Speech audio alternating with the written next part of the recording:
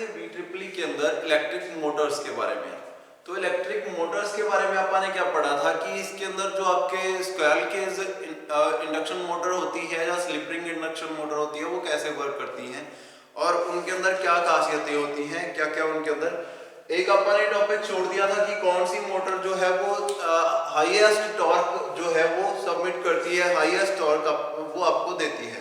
तो अपने तीन तरीके की मोटर्स पढ़ी थी। एक तो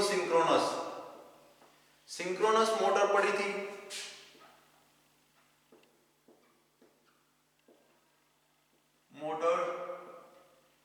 एक आपने पढ़ी ये तो सिंक्रोनस मोटर। एक इंडक्शन मोटर पढ़ी। इंडक्शन मोटर दो तरीके की पढ़ी आपने। एक तो था आपका टाइप जिसके अंदर वो स्क्वेरल केज के अंदर आपने पढ़ा था इंडक्शन मोटर।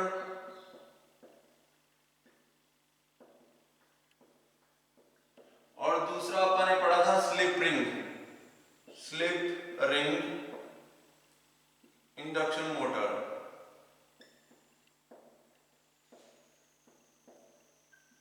ठीक है। सिंक्रोनस मोटर आपने क्या टॉपिक छोड़ा था कि कौन सी मोटर जो है आपको हाईएस्ट स्टार्टिंग टॉर्क देती है। तो जो सिंक्रोनस मोटर है इसकी खासियत क्या है, सेम स्पीड पर प्रॉपर उसी स्पीड पर चलते रहना। ये किसका काम है, सिंक्रोनस मोटर का। तो इसको ना तो आप कह सकते हैं कि ये स्टार्टिंग टॉर्क के लिए है, ना ही ये बाद में टॉर्क के लिए है। अच्छे ये क्या है, सिंक में चलती है, सेम स्पीड पर चलती है, सेम स्पीड। ठीक है, स्पीड के अंदर no variation in speed. Synchronous motor अपनी नॉर्मल स्पीड पर चलेगी, ना तो इसको स्टार्टिंग टॉर्क के लिए कह सकते हैं ना किसी और पर्पस के लिए कह सकते हैं। ठीक है, तो इसका काम क्या है, सिंक बना के चलना, बिल्कुल सिंक में चलना, बिल्कुल नॉर्मल स्पीड पर चलना। दूसरी आपकी आती है squirrel cage induction motor. Squirrel cage induction motor का क्या काम है, इसके ऊपर जो ट्रांसफॉर्मिंग एक्शन से आपका जो है रोटर के ऊपर जो करंट जा रहा था, तो इसके अंदर आप रेजिस्टेंस नहीं डाल सकते लोड को बढ़ाने के लिए इसके ऊपर। ठीक है, तो इसको आप स्टार्टिंग टॉर्क के लिए नहीं यूज कर सकते। Not used in high starting torque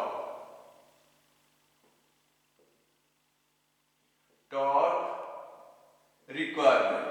ठीक है, अगर हाई स्टार्टिंग टॉर्क चाहिए तो आप इसको यूज नहीं कर सकते। ठीक है, ये किस लिए यूज होगी, जब आपकी स्पीड जो है वो नॉर्मल हो गई। जैसे कि फैन के अंदर आपकी जब स्पीड नॉर्मल हो जाती है उसके बाद वो लोड जो है वो कैरी कर सकता है, तो वो स्क्वेरल केज इंडक्शन मोटर वहां पे यूज कर सकते हैं। यहाँ पे स्टार्टिंग टॉर्क नहीं चाहिए इतना ज्यादा। यूज्ड इन, अब इसके अंदर क्या होता है, रोटर के बाहर तीन वायर्स निकल रही हैं, तो उन तीनों के ऊपर आप जितना चाहे रेजिस्टेंस डाल के उसके ऊपर लोड को हैवी कर सकते हैं, जिसके कारण उसकी जो स्टार्टिंग टॉर्क है वो इंक्रीज हो जाएगा। Used for high starting torque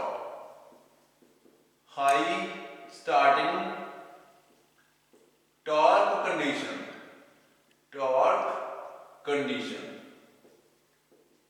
अगर कहीं पे हाई स्टार्टिंग टॉर्क चाहिए तो आप कौन सी यूज कर सकते हैं, स्लिप रिंग मोटर यूज कर सकते हैं। ठीक है, तो हाई स्टार्टिंग टॉर्क कहां चाहिए आपको, कंप्रेसर्स के अंदर,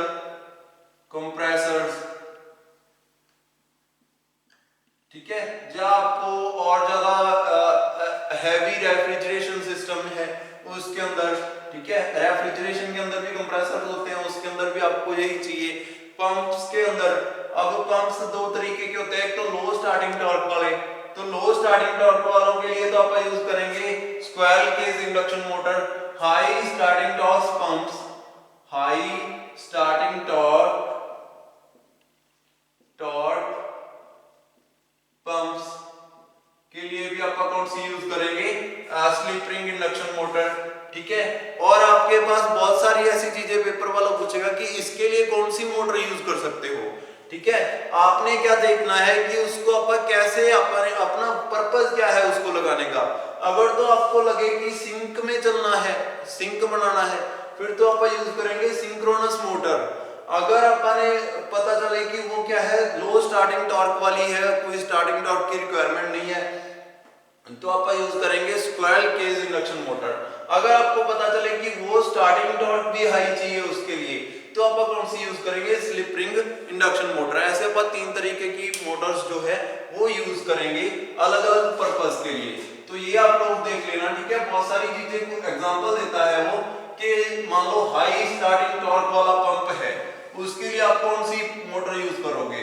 तो आपको पता है कि स्टार्टिंग टॉर्क हाई चाहिए, तो आप कौन सी यूज करोगे, स्लिप रिंग या बाउंडेड बोलते हैं उसको, स्लिप रिंग इंडक्शन मोटर आप उसके लिए यूज करेंगे, ठीक है। तो ऐसे क्वेश्चंस आपको पेपर में पूछे जाएंगे। नेक्स्ट आपका आता है starting of 3 phase squirrel cage induction motor. Starting of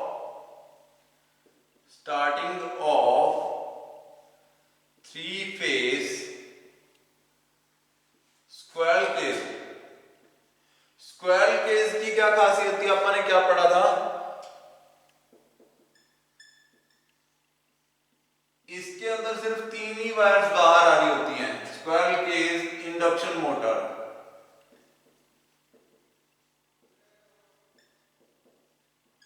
3 he coils बाहर आ रही होती है, और इसका कनेक्शन कौन सा होता है, इसका खुद का कनेक्शन डेल्टा कनेक्शन होता है, ठीक है, सॉरी स्टार कनेक्शन होता है इसका। तो आपका स्टार या डेल्टा कनेक्शन के बारे में पढ़ेंगे।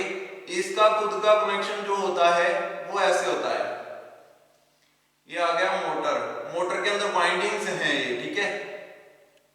जो आपकी स्क्वेरल केज मोटर है उसकी वाइंडिंग ऐसी रहती है, डेल्टा कनेक्शन, ठीक है। इसके अंदर अब यहां पे रोटर रहता है, ठीक है, रोटर।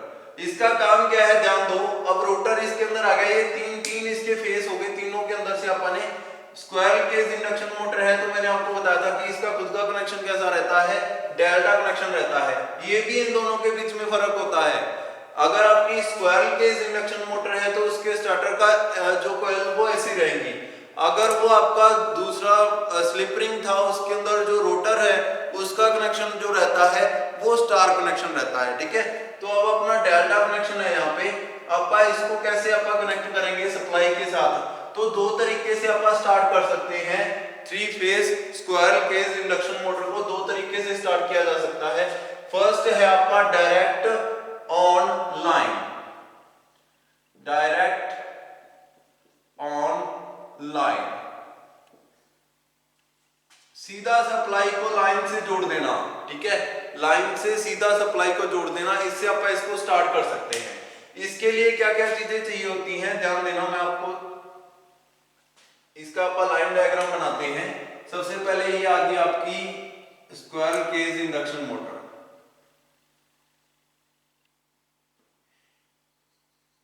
डेल्टा कनेक्शन की क्या खासियत होती है, इसमें starting of first coil is connected with the end of the second coil. पहली कॉइल की स्टार्टिंग दूसरे कॉइल के एंड से कनेक्टेड होती है, ठीक है। ऐसे इसकी कॉइल्स होती हैं, मतलब कि सारी कॉइल्स के दोनों सिरों को आपस में जोड़ दिया जाता है, और इसका मतलब कुछ भी नहीं है, ठीक है। तो अब जैसे सारी बाइंडिंग की हुई है, सबकी एक एक वायर्स को दूसरी कॉइल के एंड से जोड़ दिया जाता है, 2 कॉइल्स को आपस में जोड़ दिया जाता है, जिसके कारण ये ऐसी शेप बन जाती है उसकी, ठीक है। तो अब आप इसको क्या करना है, सप्लाई देनी है। तो फॉर जो आपका डायरेक्ट सप्लाई पर अगर आप इसको स्टार्ट करेंगे तो इसका कनेक्शन कैसा होता है, यहां से इसके ऊपर एक वायर आती है, इस पॉइंट से दूसरी वायर की सप्लाई आती है, और इससे तीसरी वायर की सप्लाई, ठीक है।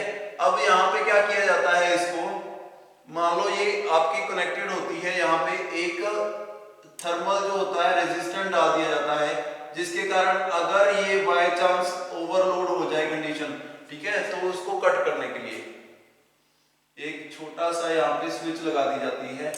इन ओवरलोडिंग कंडीशन के अंदर जो सप्लाई को कट करने के लिए ये थर्मल रेजिस्टेंस है, ठीक है, ये आ गया आपका थर्मल रेजिस्टेंस, ठीक है।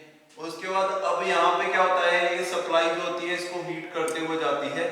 अगर बाय चांस हीट ज्यादा हो जाए तो ये क्या करेगा, स्विच को ऑफ कर देगा, अदरवाइज ऑन। ये डायरेक्ट ऑन जो सर्किट के ऊपर डायरेक्ट सप्लाई से ये स्टार्ट होगी मोटर। अब ध्यान देना कि अगर कोई मोटर डायरेक्ट सप्लाई से 3 फेज सप्लाई से डायरेक्ट स्टार्ट हो रही है, तो उसके अंदर दिक्कत ये आती है कि वो नॉर्मल से 5 गुना स्टार्टिंग करंट यूज करती है, ठीक है। नॉर्मल जो करंट उसने चलते टाइम लेना है उससे 5 5 टाइम्स मोर करंट जो वो यूज करेगी एट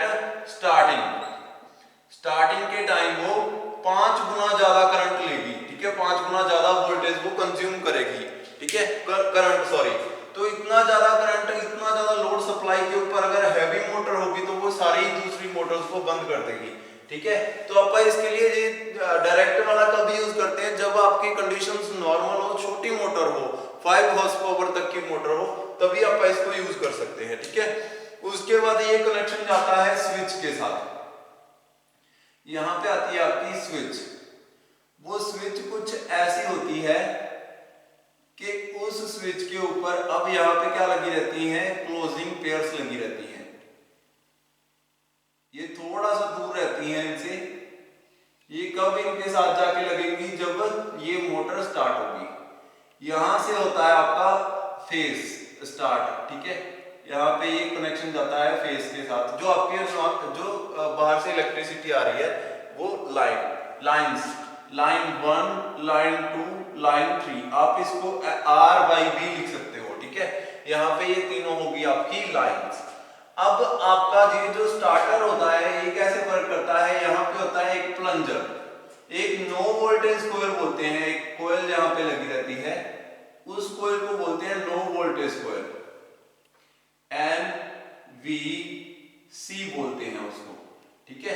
ये नो वोल्टेज कोयल का काम क्या होता है, ये इस प्लंजर को अपनी ओर खींचती है जब रिक्वायरमेंट होती है और वापस छोड़ देती है जब रिक्वायरमेंट खत्म हो जाती है, ठीक है।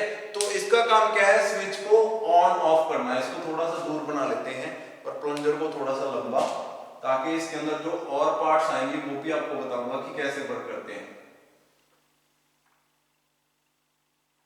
ठीक है। ये आ गई आपकी नो वोल्टेज कोयल, नो वोल्टेज कोयल NVC, ठीक है। अब यहां पे क्या होता है, एक सप्लाई आपकी जो NVC को दी जाती है, नो वोल्टेज कोयल को, 2 लाइंस की, लाइन 1 यहां पे ये कनेक्टेड नहीं होती, यहां पे भी ये कनेक्टेड नहीं होती। अब देखो पहले तो ये तीनों वायर्स डायरेक्ट इसके साथ कनेक्टेड थी। इसको एक बार मैं रफ कर देता हूं, पहले आपको इतना बताऊं। अब यहाँ पे क्या हो रहा है, ये जो सप्लाई है ये डायरेक्ट इसके टच में है, ठीक है। सीधा अगर मैं इन तीनों को जोड़ दूं तो तीनों कॉइल्स के अंदर डायरेक्ट सप्लाई आएगी और मोटर घूमना स्टार्ट हो जाएगी। और अब जो मैं जो चीजें कर रहा हूँ ये जस्ट सेफ्टी एंड स्टार्टिंग के लिए है और इनका कोई पर्पस नहीं है। अदरवाइज अगर मैं इन तीनों को आपस में जोड़ देता तो ये मोटर स्टार्ट हो जाती, मोटर की तीनों कॉइल्स के अंदर सप्लाई आ जाती, इसके ऊपर लाइन 1 की सप्लाई आ जाती है, इसके ऊपर लाइन 3 की सप्लाई आ जाती है, इसके ऊपर लाइन 2 की सप्लाई आ जाती है, इसको आपस में कनेक्ट करने के बाद तुरंत, ठीक है। अब थोड़ी सी दूरी है इनमें, इनको आपस में कनेक्ट कैसे करूंगा, अब हाथ से तो कर नहीं सकता क्योंकि इतनी वोल्टेज है, 1 सेकंड में उड़ा देगी सब कुछ, ठीक है। तो इसको स्टार्ट करने के लिए कैसे क्या चीज यूज की जाती है, यहाँ पे ये यहाँ पे जो ये बना रहा हूं ना मैं, इसका मतलब है कि ये इस लाइन से कनेक्टेड नहीं है, ये अलग है, ठीक है। यहाँ पे ये वायर जाती है इसके अंदर, ये है थर्मल जो रेजिस्टेंट है। अगर इसको ये हीट हो जाए, लोड ज्यादा हो जाए और ये हीट हो जाए तो यहाँ पे ये पिघल जाएगा, पिघलने के कारण सप्लाई जो है वो डिस्कनेक्ट हो जाएगी। ये सप्लाई जाती है आपकी स्टार्टिंग बटन के अंदर, ठीक है। यहाँ पे रहता है आपका स्टार्टिंग बटन,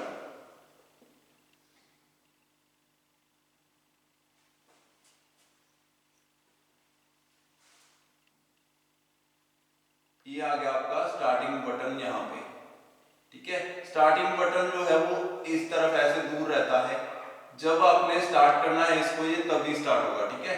उसके बाद आपका आता है यहाँ पे दूसरा क्लोज करने के लिए बटन को, ठीक है। तो यहाँ पे एक सप्लाई और होती है, सॉरी ये आ गया दूसरी तरफ से और ये कनेक्टेड रहती है डायरेक्ट इसको यहां से इसके साथ, ठीक है। और यहां पे रहता है एक क्लोजिंग बटन जो कि बंद करने के लिए होता है, जस्ट इसको बोल सकते हो सप्लाई को डिस्कनेक्ट करने के लिए ऑफ बटन, ठीक है। एक ऑन बटन है, एक ऑफ बटन है। और ये जब करंट जाता है ये किसको जाता है, आपकी कोयल को, ठीक है, नो वोल्टेज कोयल को।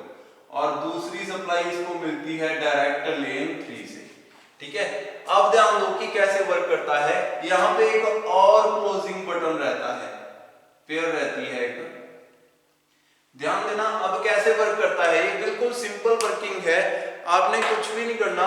जैसे ही आपने, ये है ऑन ऑफ बटन, ये है ऑन, ठीक है, ऑन करने के लिए, और दूसरा रहता है ऑफ करने के लिए, दो बटन रहते हैं, ये है ऑफ, इसको रेड कलर से बनाया जाता है, इसको ग्रीन कलर से बनाया जाता है। जैसे ही आपने इसको ऊपर किया, ये वाला जो बटन था ये यहां पे आ गया इस जगह पे, ठीक है। मोटर को क्या हो गया, यहां पे ध्यान देना कि इलेक्ट्रिसिटी जो थी L से, वो यहां से होते हुए किसके अंदर चली गई, आपकी नो वोल्टेज कॉइल के अंदर चली गई। ये भी क्लोज्ड है अभी, जब इसको दबाऊंगा तब ये ओपन हो जाएगा, ऊपर चला जाएगा, फिर ये डिस्कनेक्ट हो जाएगी सप्लाई। अभी ये कनेक्टेड है, तो यहां से होती हुई सप्लाई किसके पास चलेगी, नो वोल्टेज कॉइल के पास। जैसे ही नो वोल्टेज कॉइल के पास सप्लाई आई, इस कॉइल के अंदर करंट आ गया, जिसके कारण इसने क्या किया, इस प्लंजर को अपनी ओर इस तरफ खींच लिया। इस प्लंजर को जैसे ही अपनी ओर खींचा, ये जो थी ये यहां पे जाके कनेक्ट हो गई, ये दूसरी यहां पे जाके कनेक्ट हो गई, तीसरी यहां पे जाके कनेक्ट हो गई, और ये जो थी ये यहां पे जाके कनेक्ट हो गई, ठीक है। ये सारी आपस में कनेक्ट हो गई। सप्लाई जो थी वो सप्लाई क्या होगी, स्टार्ट होगी तीनों कॉइल्स के अंदर। ध्यान देना, अब आप इसको सदा के लिए दबा के तो रख नहीं सकते, जो ऑन बटन है जैसे ही आप छोड़ोगे फिर से डिस्कनेक्ट हो जाना चाहिए था इसको। लेकिन अब क्या हुआ, गड़बड़ ये होगी कि ये जो थी ये वाली भी आपस में जाके कनेक्ट होगी, तो करंट यहां से डायरेक्ट इसके अंदर से होता हुआ यहां से इस कॉइल के अंदर जाता है, और फिर से अब अगर आपने इस बटन को छोड़ भी दिया एक बार स्टार्ट करने के बाद, अब करंट क्या होगा, डायरेक्ट इसमें से होता हुआ इसके अंदर से जाके नो वोल्टेज कॉइल के अंदर जाता रहेगा। नो वोल्टेज कॉइल इसको खींच के रखेगी, जिसके कारण आपकी सप्लाई कंटिन्यू चलती रहेगी, कभी बंद नहीं होगी। लेकिन जब आपने ऑफ बटन को ऊपर कर दिया, ऑफ बटन को ऊपर कर दिया, अब ये ऑफ बटन यहां पे चला गया, सप्लाई जो थी वो डिस्कनेक्ट हो गई, सप्लाई क्या होगी, डिस्कनेक्ट। अब क्या हुआ, नो वोल्टेज कॉइल के अंदर करंट जाना बंद हो गया, जिसके कारण ये प्लंजर को छोड़ देगी। जैसे ही इसके अंदर कॉइल के अंदर, किसी कॉइल के अंदर करंट ना जाए, तो उसके अंदर जो प्लंजर है उसको छोड़ देगी, वापस चला जाएगा प्लंजर अपनी पहले वाली पोजीशन के अंदर। स्प्रिंग लोडेड होता है, यहां से ये भी सप्लाई कट जाएगी, यहां से ये सप्लाई कट जाएगी, यहां से ये सप्लाई कट जाएगी, यहां से ये तीनों सप्लाइयां कट जाएगी, डिस्कनेक्ट हो जाएंगी, जिसके कारण आपकी मोटर जो है वो बंद हो जाएगी, ठीक है। ऐसे ये नॉर्मल सी इसकी वर्किंग है, बहुत ही सिंपल सी इसकी वर्किंग है। इसके अंदर यहाँ पे एक थर्मल रेजिस्टेंस लगा हुआ है, जो इसको किसके लिए है, इसको आपका जो सप्लाई है उसको बंद करने के लिए है। अगर लोड ज्यादा हो जाए, अगर ओवरलोड कंडीशन हो जाए, तो ये हीट हो जाएगी मेटल, जिसके कारण ये भी हीट हो जाएगा और पिघल जाएगा। ये बहुत ही हल्का लगा रहता है, हल्का होने के कारण ये पिघल जाएगा, तो भी सप्लाई क्या होगी, डिस्कनेक्ट हो जाएगी अगर ओवरलोड हो गया सप्लाई के अंदर। तो ये जो है ये भी आप पढ़ोगे, इसका लाइन डायग्राम देख लेना, ईगल की बुक के अंदर लाइन डायग्राम है इसका, अच्छे से उसको पढ़ लेना। अगर कोई दिक्कत आए तो कभी भी पूछ सकते हो, ठीक है। तो इसके अंदर क्या है कि आपको कौन कौन सी चीजें दी हुई है, तो सारी चीजें हैं, स्टार्टर हो गया आपका, ठीक है, लाइंस होगी इसके अंदर, फेसेस हो गए, ये सारी चीजें आप ध्यान से देख लेना, लाइन डायग्राम को वर्किंग अच्छे से समझ लेना। वर्किंग सिंपल है, बस मैं फिर से बता देता हूं। जैसे ही अब यहाँ पे ये जो कॉइल है अब कनेक्टेड है,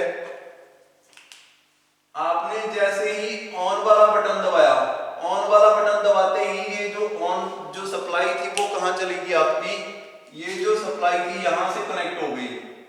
ये जो था वाला बटन तो यहां पे था पहले नॉर्मल कंडीशन में, जैसे ही आपने ऑन वाला बटन दबाया ये क्लोज होगी सप्लाई, यहां से करंट पास हुआ, नो वोल्टेज कॉइल के अंदर करंट आया, इसने प्लंजर को इस तरफ खींच लिया, जितनी भी ये कनेक्शन थे ये सारे जुड़ गए, ये भी जुड़ गया, ये भी जुड़ गया, ये भी और ये भी, और जो करंट था आपका वो पास होना स्टार्ट हो गया। अब आप जैसे ही ऑन वाला बटन छोड़ोगे, वैसे तो ओपन हो जाना चाहिए था सर्किट, लेकिन क्या हुआ कि जो सप्लाई थी वो यहां से वो गई इस पॉइंट में, इससे गई इस पॉइंट में, और यहां से चली गई वो नो वोल्टेज कॉइल में। मींस सप्लाई कभी भी डिस्कनेक्ट नहीं होगी, चाहे आपने ऑन वाला बटन छोड़ भी दिया। सप्लाई को डिस्कनेक्ट करने के लिए आपको ऑफ वाला बटन ऊपर करना पड़ेगा। जैसे ही ऑफ वाला बटन ऊपर हुआ, ये पेयर जो है ये डिस्कनेक्ट हो जाएगी, जिससे नो वोल्टेज कॉइल के अंदर करंट आना बंद हो जाएगा और नो वोल्टेज कॉइल काम करना बंद कर देगी। जैसे ही नो वोल्टेज कॉइल ने काम करना बंद कर दिया, ये जो प्लंजर था इसको छोड़ देगी और सारी सप्लाइयां जो है 1 2 3 सप्लाइयां तीनों डिस्कनेक्ट हो जाएंगी, ठीक है, जिसके कारण आपका जो है सारा जो वर्किंग है वो बंद हो जाएगी। नेक्स्ट, अब इसकी मैंने आपको बताया था कि इसको यूज किया जा सकता है सिर्फ 5 हॉर्स पावर के लिए।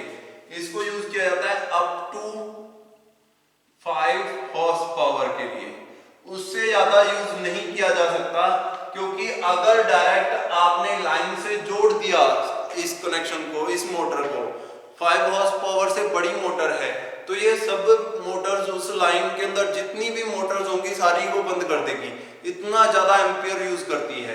ये 5 टाइम्स ज्यादा जो करंट है उसको यूज करती है, 5 times the current of normal working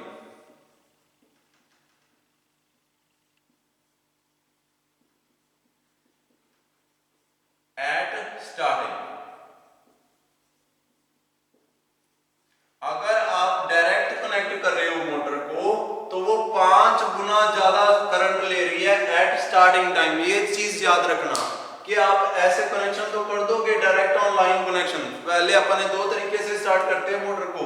first है डायरेक्ट कनेक्शन, दूसरा है स्टार डेल्टा कनेक्शन। फर्स्ट वाले में अगर आप स्टार्ट तो कर दोगे ऐसे, लेकिन इससे आपकी गलती क्या होगी इसके अंदर कि जो करंट यूज कर रही है मोटर वो 5 गुना ज्यादा होगा एट स्टार्टिंग टाइम। तो आप 5 हॉर्स पावर से ज्यादा की मोटर के लिए आप ये डायरेक्ट कनेक्शन यूज नहीं कर सकते। नेक्स्ट आपका आता है star delta connection. Star delta connection की खासियत क्या होती है, ध्यान देना, इसके अंदर जो वोल्टेज होती है वो लाइन वोल्टेज से कम कंज्यूम होती है at the time of starting. Starting के टाइम ये वोल्टेज को रिड्यूस कर देता है। देखिए, स्टार्टिंग में आपको उतनी रोटेशन नहीं चाहिए, स्टार्टिंग में आपको जस्ट मोटर को स्टार्ट करना है, घुमाना है, ठीक है। आपको जब उसकी वर्किंग तो तब लोगे जब वो स्टार्ट होने के बाद नॉर्मल स्पीड पर चली जाए।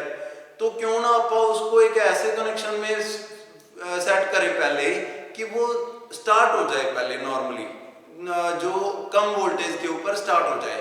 उसके बाद जैसे जैसे वोल्टेज ठीक होती जाती है उसके बाद आप उसकी स्पीड को इंक्रीज कर देंगे। तो स्टार डेल्टा स्टार्टर के अंदर क्या होता है, स्टार डेल्टा स्टार्टर यहां पे लिख देता हूं। अपन एक कनेक्शन पढ़े थे, star connection and delta connection. Star delta starter. Star delta starter के अंदर क्या होता है, स्टार्टर स्टार डेल्टा स्टार्टर के अंदर क्या होता है कि इसके अंदर अपन 2 कनेक्शंस यूज करते हैं, एक तो स्टार्टिंग के लिए और दूसरा उसके जब नॉर्मल कंडीशन आ जाए, जब वो वर्किंग उसकी स्टार्ट हो जाए, सही सिस्टम स्टार्ट हो जाए, उस कंडीशन में आप उसको डेल्टा कनेक्शन पर क्लिक कर देते हैं। तो जब आप इसको स्टार पर करते हैं, स्टार कनेक्शन के ऊपर करते हैं, नॉर्मल कंडीशन में नॉर्मल वर्किंग के ऊपर, तो आप उसको सेकंड गियर में डालोगे। ये गियर्स होते हैं, फर्स्ट गियर सेकंड गियर, ठीक है। तो स्टार्टिंग के टाइम अगर आप स्टार डेल्टा स्टार्टर यूज कर रहे हैं तो स्टार्टिंग के टाइम ये 1/√3 वोल्टेज इनटू इतनी वोल्टेज कंज्यूम करता है। मींस लाइन वोल्टेज VL, यहां पे VL क्या है, VL है लाइन वोल्टेज। लाइन वोल्टेज अगर अपन लाइन वोल्टेज जितनी भी हो सकती है, ठीक है, स्टार्टिंग के टाइम वो लाइन वोल्टेज का VL /√3 इतना ही वोल्टेज कंज्यूम करता है at the time of starting. At the time of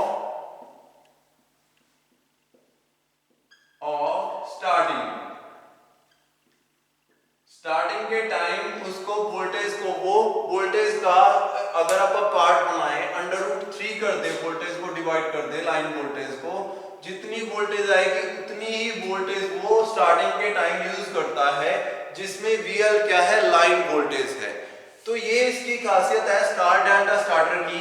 इसके अंदर दो तरीके की कॉइल्स फिट होती हैं, एक तो स्टार कनेक्शन, एक डेल्टा कनेक्शन। स्टार कनेक्शन कैसे था, मैंने आपको बताया था कि स्टार कनेक्शन की खासियत क्या होती है, इसके अंदर कॉइल्स जो रहती हैं वो उन सभी कॉइल्स का एक सिरा आपस में कनेक्ट होता है और दूसरा सिरा जो होता है वो जाके सप्लाई से कनेक्ट होता है। ठीक है, इसको अपन नेक्स्ट लेक्चर में अच्छे से पढ़ेंगे। अब ये देखो, ये 3 सप्लाइयां हैं और तीनों फेस आ गए। ये तो हो गया स्टार कनेक्शन, जिसके अंदर तीनों कॉइल्स का एक सिरा आपस में बांध दिया मैंने। 3 कॉइल्स ली, तीनों का एक सिरा आपस में बांध दिया और दूसरे सिरे जो थे, दूसरे एंड्स जो थे, उनको सप्लाई से कनेक्ट कर दिया।